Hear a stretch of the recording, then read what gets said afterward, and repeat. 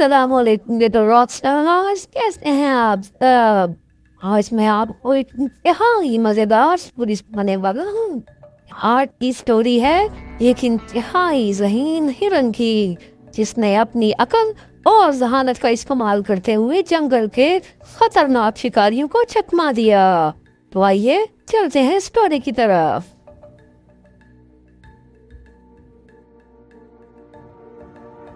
جنگل کے بادشاہ ببر شیر نے چشمے کے کنارے والی چٹان کے نیچے گھنی جھاڑیوں سے جھانک کر دور تک پھیلے دھان کے لہلہاتے کھیت پر نظر ڈالی۔ بہت دور ایک درخت کے نیچے کوئی چیز ہلتی ہوئی نظر آ رہی تھی۔ شیر نے پنجوں سے آنکھیں ملتے ہوئے دوبارہ اس طرف دیکھا۔ کالے ہرن کے لذیذ گوشت کے تصور ہی سے اس کے منہ میں پانی آ گیا اور ایک ماہر شکاری کی مانند جھاڑیوں کی آڑ لیتے ہوئے اس نے ہرن کی طرف قدم بڑھائے۔ دوسری طرف بانسوں کے جھنڈ میں ایک چیتا بھی ہرن پر نظریں جمائے ہوئے تھا۔ بھوک سے اس کے پیٹ میں بھی چوہے دوڑ رہے تھے۔ چیتے نے بھی ہرن کی طرف بڑھنا شروع کیا۔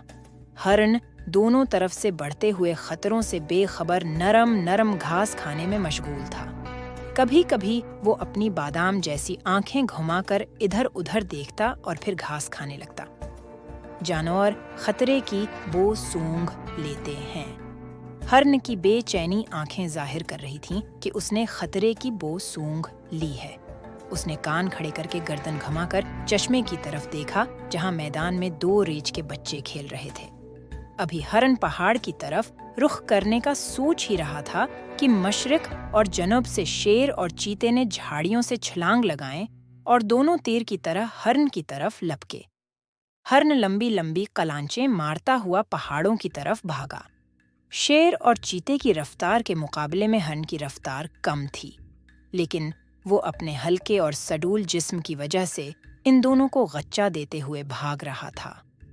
اس بھاگ دوڑ میں ان تینوں نے میلوں کا فاصلہ طے کر لیا۔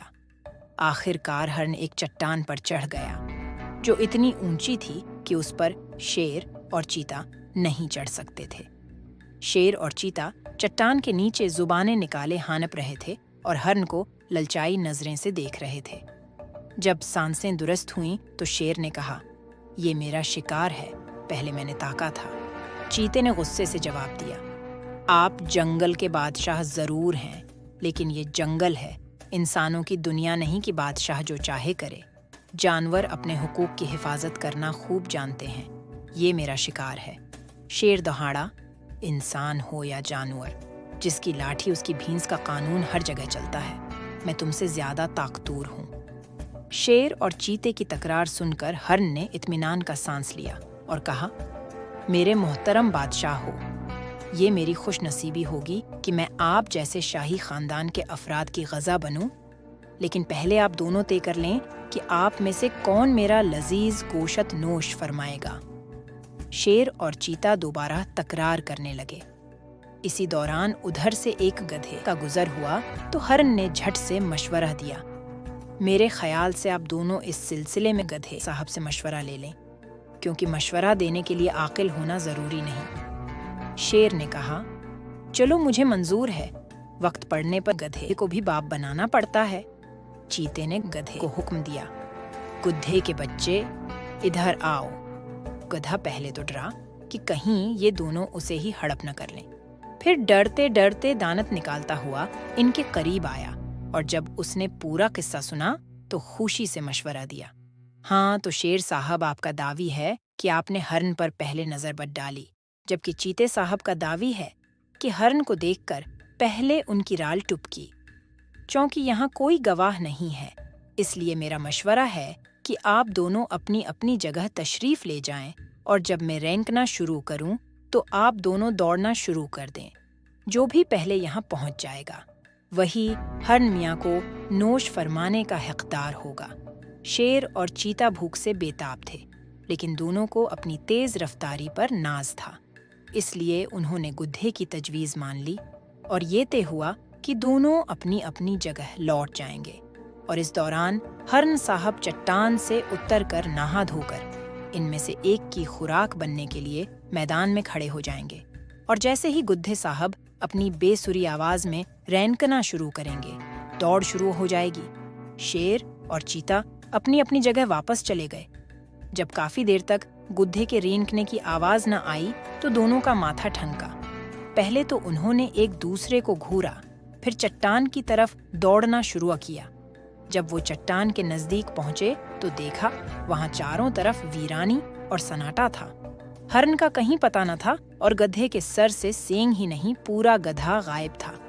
شیر نے غصے سے چیخ کر کہا، اس گدھے کے بچے نے ہمیں دھوکا دیا۔ چیتے نے سر جھکا کر افسوس سے کہا، شیر صاحب، گدھا وہ نہیں، ہم دونوں ہیں۔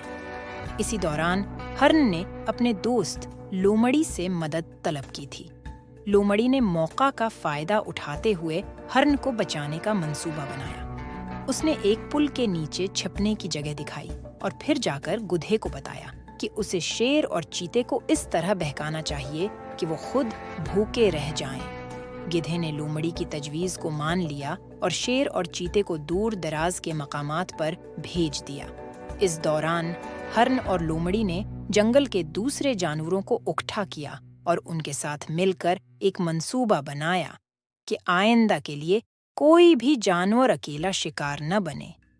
یوں ہرن، لومڑی اور دوسرے جانوروں کی سمجھداری سے شیر اور چیتا خالی ہاتھ لوٹ گئے، اور ہرن نے سیکھا کہ دوستی اور سمجھداری سے بڑی مشکل بھی حل کی جا سکتی ہے۔